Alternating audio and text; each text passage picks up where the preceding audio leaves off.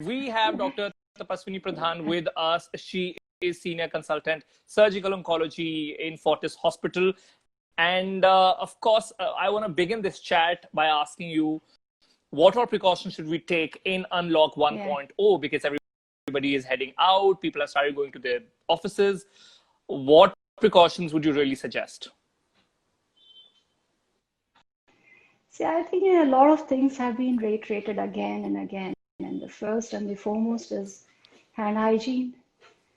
I think that goes without any say. Every time you must remind yourself that you need to cleanse your hands either with a sanitizer. Is what I've read and of course heard from a lot of experts. Yeah. It's I think much better and wiser because in a summer like this, may not be very regular washing and sanitizing. The other is, of course, the use of masks, again, which everybody should be advised to do that. And then the third thing is the physical and the social distancing that we've been talked about, because this virus is highly contagious. And I think we've all realized as the volume and the number has increased over the time frame, we all have realized that what we were reading theoretically is actually seen practically. So it's 3 times more contagious than the other, the SARS virus, the cousins of the corona, right? The SARS and the MERS.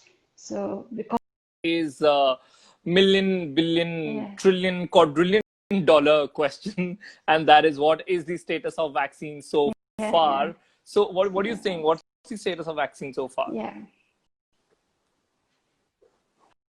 I think it's been a great deal of work is going on all over the world, and I think more than 110 groups are already working at it, which WHO has already approved of. But please remember, vaccine is not something which is magical, which doesn't come overnight. It goes through different phases of trials. There are phase 1 to phase 4 trial. And for that, you really need to wait for a definitive frame of time. Sort of a preparation of vaccine is effective. How long is it going to give you that immunity? So there are lots of questions which need to be answered to it, And the fastest vaccine, which I remember, was made in around 15 to 18 months time. And that was the Zika virus vaccine. Otherwise, it may take around 10, 12 years. Outbreak की शुरुआत में hydroxychloroquine, remdesivir, इन सब की बातें हुई. उनका क्या अभी आज की डेट में अपडेट है? Are we still using these? See, there are no clear-cut guidelines, to be very honest, right? Because if you look at the virus per se, how these drugs are getting used is hydroxychloroquine is a sort of an immunomodulator.